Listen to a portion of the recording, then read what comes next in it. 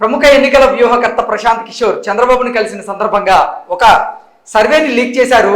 ఇప్పుడు ఆ సర్వే రాజకీయాల్లో ప్రకంపనలు సృష్టిస్తుందా అంటే అవుననే సమాధానం ఇస్తున్నారు కొంతమంది రాజకీయ విశ్లేషకులు. ఇక ఇదే అంశానికి సంబంధించి మనతో మాట్లాడేందుకు ప్రముఖ రాజకీయ విశ్లేషకులు, ప్రముఖ సీనియర్ జర్నలిస్ట్ సిఎస్ రావు గారు మనతో ఉన్నారు. ఆయనతో మాట్లాడదాం. Sir hi sir. Hello Krishna sir, ప్రముఖ ఎన్నికల వ్యూహకర్త ప్రశాంత్ కిషోర్ చంద్రబాబును కలిసిన తర్వాత ఆయన ఒక సర్వేని లీక్ చేశారని, ఇప్పుడు ఆ సర్వే ఆంధ్రప్రదేశ్ రాజకీయాల్లో పెను ప్రకంపనలు సృష్టిస్తుందంటూ కూడా ఒక వార్త ఇప్పుడు సోషల్ మీడియాలో చక్కర్లు కొడుతున్న నేపథ్యంలో ఏంటి సార్ ఆ సర్వే ఏంటి? నిజంగా కలిసిన సందర్భంగా ఆయనే సర్వేని లీక్ చేశారా అంటే ఏం చెప్తారు సార్? సో ఒకటి ఏంటంటే చంద్రబాబు నాయుడు, ప్రశాంత్ కిషోర్ ఇద్దరు భేటీ కావడమే ఒక పెద్ద సంచలనం. దాదాపు 3.5 గంటల పైగా వాళ్ళిద్దరు ముఖాముఖి మాట్లాడుకున్నారు. ఈ ముఖాముఖి మాట్లాడుకున్న సందర్భంగా ఖచ్చితంగా రాష్ట్రానికి సంబంధించినటువంటి అంశాలు చర్చకు వచ్చి ఉంటాయి. ఒకటి. రెండు ఏంటంటే ఆల్రెడీ ప్రశాంత్ కిషోర్ సంబంధించినటువంటి సహచరుడు రాబిన్ శర్మ ఆల్రెడీ రాజకీయ వ్యూహకర్తగా తెలుగుదేశం పార్టీకి ఉన్నారు. అలాగే వైఎస్ఆర్ కాంగ్రెస్ పార్టీకి కూడా ఐపాక్ టీమే ఉంది రాజకీయ సలహాలు ఇవ్వడానికి. అదే ఋషిరాజ్ సింగ్, ఋషిరాజ్ సింగ్ ఆధ్వర్యంలో వాళ్ళు సర్వేలు చేయించుకున్నారు, ఐపాక్ సర్వేలు. అంటే అటు ఋషిరాజ్ సింగ్ కానీ ఇటు రాబిన్ శర్మ కానీ ఇద్దరు కూడా ప్రశాంత్ కిషోర్ యొక్క సహచరులు. అయితే ఇక్కడ జరుగుతున్నటువంటిది ఏంటంటే అటు వైఎస్ఆర్ కాంగ్రెస్ పార్టీలో కానీ ఇటు తెలుగుదేశం పార్టీలో కానీ వీళ్ళు చేస్తున్నటువంటి సర్వేలు కరెక్ట్ అయినా కాదా అనేటువంటి ఒక సందేహం అయితే కలుగుతుంది. అందుకే ఇప్పుడు గతంలో మనం అనుకున్నాం, బాలినేని శ్రీనివాసరెడ్డి మాజీ మంత్రి ఆయన ఏమంటున్నారంటే ఐపాక్ అని పేరు చెప్పి సర్వేలు చేస్తున్నారు, వాళ్ళకి అమౌంట్ ఇచ్చేస్తే కనుక అనుకూలమైనటువంటి సర్వేలు ఇస్తున్నారు అని చెప్పి ఆయన కామెంట్ కూడా చేయడం జరిగింది. ఆ సర్వేలను చూసుకొని జగన్మోహన్ రెడ్డి నిర్ణయం తీసుకుంటే నిండా మునిగిపోతారని చెప్పి కూడా వైఎస్ఆర్ కాంగ్రెస్ పార్టీ సంబంధించిన మాజీ మంత్రులు కానీ సిట్టింగ్ ఎమ్మెల్యేలు కొంతమంది అంటూ ఉన్నారు. అదే సమస్య తెలుగుదేశం పార్టీలో కూడా ఉంది అనేది అనుమానం తెలుగుదేశం పార్టీకి. తెలుగుదేశం పార్టీ వాళ్ళు కూడా సర్వేలు చేయించారు. ఐపాక్ సంబంధించినటువంటి ప్రశాంత్ కిషోర్ పూర్వ అనుచరుడే రాబిన్ శర్మ ఆధ్వర్యంలోనే చేస్తున్నారు. కానీ ఆ సర్వేల్ని యాజ్ టీజ్ గా నమ్మేటువంటి పరిస్థితుల్లో తెలుగుదేశం పార్టీ అధినేత లేరు. సో తెలుగుదేశం పార్టీకి సంబంధించిన అధినేత చంద్రబాబు నాయుడు ఎప్పుడు కూడా సర్వేలు చేపిస్తారు, కానీ ఒక సర్వేని ఎప్పుడు నమ్మరు. 2-3 సర్వేలు చేయిస్తారు. రకరకాల సర్వేలు చేయించుకున్న తర్వాత దాన్ని క్రోడీకరించిన తర్వాత ఒక ఒపీనియన్కి వస్తూ ఉంటారు ఆయన. అప్పుడు ఒక నిర్ణయం తీసుకుంటారు. అది ఆయన రాజకీయపరమైనటువంటి చతురత. సో ఇప్పటి వరకు వచ్చినటువంటి సర్వేలు లేదంటే ఇప్పటి వరకు వచ్చినటువంటి అభిప్రాయాలు వీటన్నిటికీ అసలు నిజమా కాదా అనేది సందిగ్ధం ఉండేది.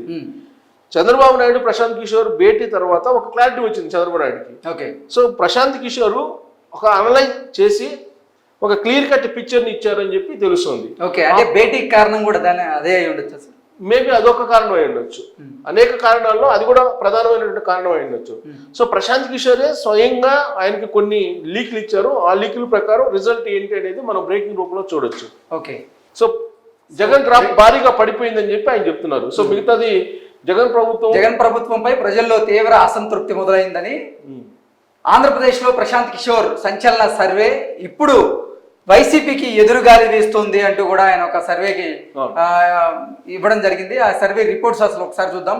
టీడీపీ జనసేన కూటమికి 144 సీట్లు రాబోతున్నాయంటూ కూడా ఆయన సర్వే స్పష్టంగా తెలియజేసింది. అలాగే అధికార వైసీపీకి 34 స్థానాలకే పరిమితం అయ్యే అవకాశం ఉంది అంటూ కూడా ఆయన ఇచ్చినటువంటి సర్వే రిపోర్ట్స్ అయితే ఉన్నాయి. టీడీపీకి 53% ఓట్ బ్యాంక్ పడే అవకాశం ఉందని, అలాగే జనసేనకు 8 నుంచి 12% ఓట్ బ్యాంక్ పడే అవకాశం ఉందంటూ కూడా ఆయన స్పష్టంగా ఇచ్చాడు. అలాగే వైసీపీకి 35% ఓట్ బ్యాంక్ మాత్రమే ఈసారి పడే అవకాశం ఉందంటూ కూడా ఆయన స్పష్టమైనటువంటి రిపోర్ట్ ఇచ్చి ప్రయత్నం చేశారు. సో అభిప్రాయాన్ని వ్యక్తం చేసి చంద్రబాబు నాయుడుకి వివరించారు. సో ఇది యాజ్ ఆఫ్ నౌ ఆంధ్రప్రదేశ్ లో ఉన్నటువంటి సిచ్యువేషన్ ఇది అని చెప్పి ఆయన ఎక్స్ప్లెయిన్ చేశారు. అయితే చంద్రబాబు నాయుడు అలాగే ప్రశాంత్ కిషోర్ భేటీ కాగానే వేరే రకంగా పూర్తి రివర్స్ లో YSR Congress party social media ప్రచారంలోకి తీసుకెళ్ళింది. సో చంద్రబాబు నాయుడుకి ఓటమి భయం పట్టుకుంది, తెలుగుదేశం పార్టీ జనసేన కూటమికి ఓటమి భయం పట్టుకుని ప్రశాంత్ కిషోర్ని పిలిపించుకున్నారు. ఇవన్నీ వాళ్ళు ట్రోల్ చేసినటువంటి పరిస్థితి. యాక్చువల్ గా ప్రశాంత్ కిషోర్ ఇచ్చినటువంటి రిపోర్ట్ ఏంటంటే ఆ రిపోర్ట్ ప్రకారం 36% ఓట్ బ్యాంక్ మాత్రమే పరిమితం అయ్యేటువంటి అవకాశం ఉంది వైఎస్ఆర్ కాంగ్రెస్ పార్టీ. ఈసారి రాబోయేటువంటి ఎన్నికల్లో తెలుగుదేశం పార్టీ జనసేనకు భారీగా సీట్లు వచ్చేటువంటి అవకాశం ఉంది. 144 ఎమ్మెల్యేలు గెలుచుకునేటువంటి అవకాశం ఉంది. జనసేన 8 నుంచి 12% ఓట్ బ్యాంకు వస్తుంది జనసేనకి. అదే తెలుగుదేశం పార్టీకి 53% ఓట్ బ్యాంక్ ఉంది అని చెప్పి ఆయన క్యాల్కులేట్ చేస్తున్నారు. అంటే 53 ప్లస్ జనసేనకి 8 నుంచి 12% అంటే పెరిగింది. గతం కంటే జనసేన కూడా పెరిగింది కాబట్టి డ్యామ్ షూర్గా ఆంధ్రప్రదేశ్లో ఖచ్చితంగా తెలుగుదేశం పార్టీ జనసేన కూటమి అధికారంలోకి వస్తుంది అనేటువంటి ఒక కంక్లూజన్కి వచ్చి ప్రశాంత్ కిషోర్ చంద్రబాబు నాయుడికి ఎక్స్ప్లెయిన్ చేసినట్టు తెలుస్తుంది ఆ 3.5 గంట సమయంలో.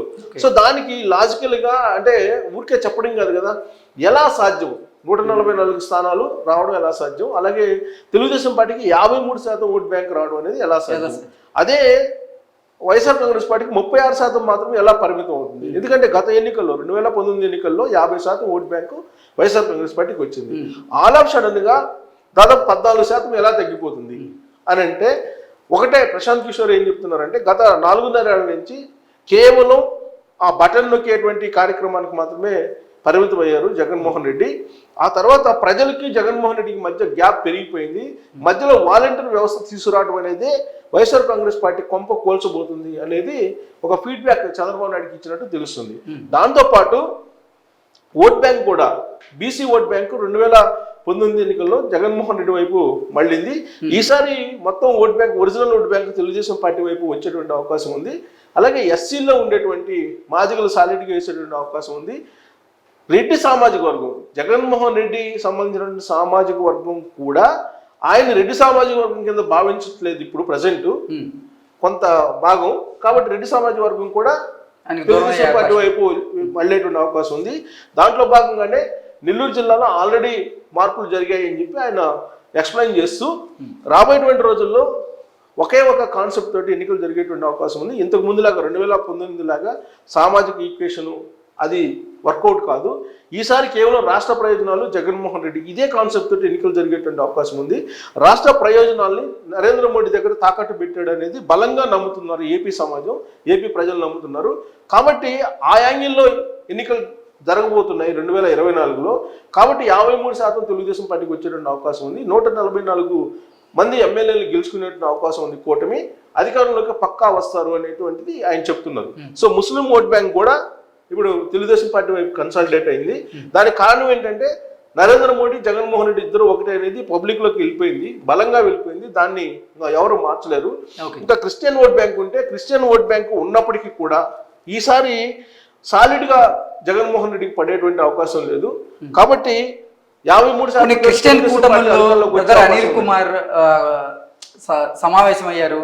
ఆ సమావేశంలో బ్రదర్ అనిల్ కుమార్ కూడా ఆ క్రిస్టియన్ కూటమిలతో చాలా స్పష్టంగా ఒక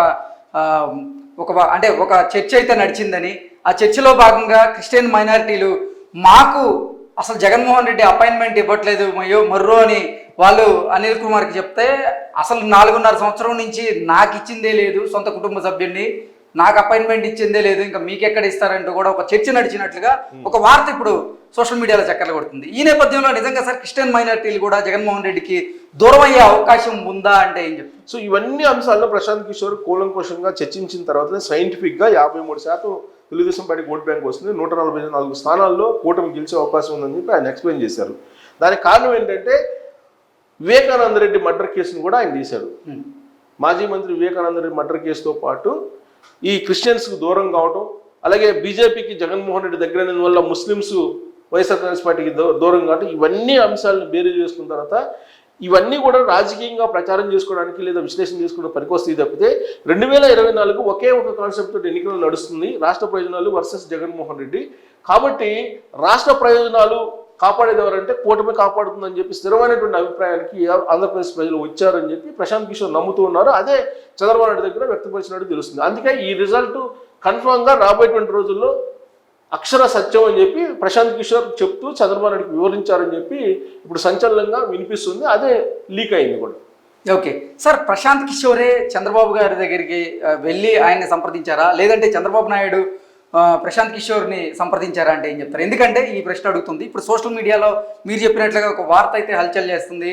ప్రశాంత్ కిషోర్ని చంద్రబాబే సంప్రదించారు, చంద్రబాబు టీం సంప్రదించే ఆయనకి ఇప్పుడు ఎన్నికల వ్యూహకర్తగా అపాయింట్ చేసుకునే ప్రయత్నం చేస్తున్నారంటూ కూడా ఒక వార్త ఇప్పుడు సోషల్ మీడియాలో హల్చల్ చేస్తున్న నేపథ్యంలో ఈ వార్తలో వాస్తవం ఉందా అంటే ఏం చెప్తారు? ఇప్పుడు Prashant Kishor almost 1 year back చెప్పారు చాలా క్లియర్గా, నేను ఇంకా సర్వేలు చేయను అని చెప్పి, సర్వేలు చేయను, సర్వేలో దూరంగా ఉంటానని చెప్పి ఆయన రాజకీయ పార్టీ పెట్టుకొని బీహార్లో ఆయన ప్రయత్నం ఆయన చేసేసి ఇప్పుడు ఆయన టార్గెట్ ఏంటంటే నరేంద్ర మోడీకి ప్రత్యామ్నాయంగా ఒక బలమైనటువంటి కూటమిని ఏర్పాటు చేయడానికి దేశవ్యాప్తంగా ఆయన ఎవరు పిలవకుండానే అందరి దగ్గరికి వెళ్తున్నారు.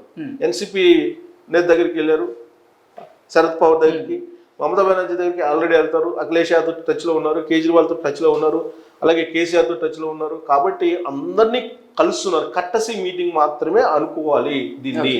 నాకున్న ఇన్ఫర్మేషన్ మరి ఈ సర్వే సార్, ఈ సర్వే కలిసినటువంటి సందర్భంగా ఆయన ఎక్స్ప్లెయిన్ చేశారని చెప్తుంది.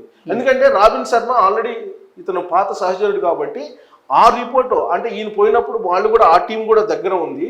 దగ్గర ఉన్నప్పుడు ఆ దాని గురించి చర్చించినప్పుడు మాత్రమే ఈయన ఈ ప్రొజెక్షన్ ఇచ్చాడని చెప్పి తెలుస్తుంది. సో కట్టసి మీటింగ్ ప్రశాంత్ కిషోరే చంద్రబాబు నాయుడు కలిశారు ఓకే అనేది మనకున్నటువంటి సమాచారం.